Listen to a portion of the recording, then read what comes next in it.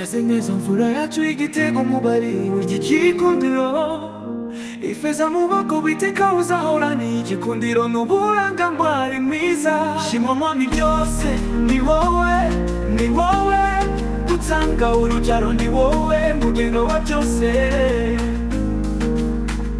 uduhaye imfura turayikuragiye nguzayiturerere ikubera umubavu mwiza kandi uhumura neza.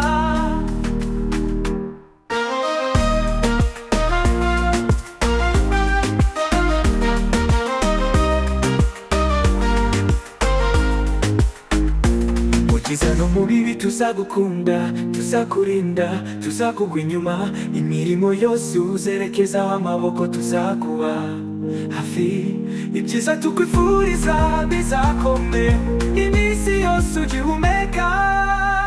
Shimwa mwami byose ni wowe utanga urujaro ni wowe mugendo wa byose uduhaye imfura turayikuragiye nguzayiturere ikubera umubavu mwiza kandi uhumura neza.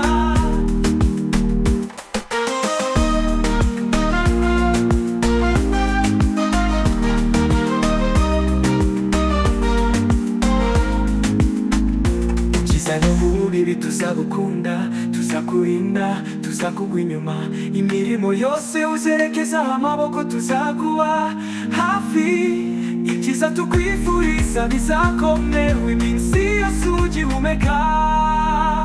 Shimwa mwami byose ni wowe utanga urujaro ni wowe muganga wa byose uduhaye imfura turayikuragiye nguzayiturere ikubera umubavu mwiza kandi uhumura neza.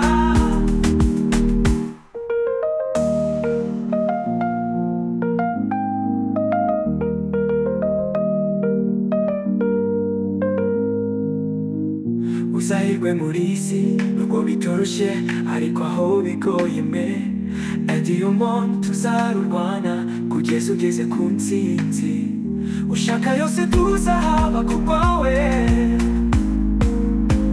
Shimwa mwami byose ni wowe utanga urujaro ni wowe muganga wa byose uduhaye imfura turayikuragiye nguzayiturere ikubera umubavu mwiza kandi uhumura neza.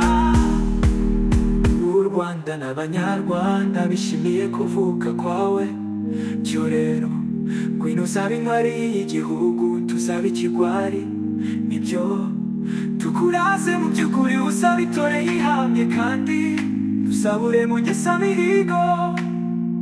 Shimwa mwami byose ni wowe utanga urujaro ni wowe muganga wa byose uduhaye imfura turayikuragiye nguzayiturere ikubera umubavu mwiza kandi uhumura neza. Turagukunda mfura yacu kaze neza isa n'iwacu n'amahoro si imisizi umunsi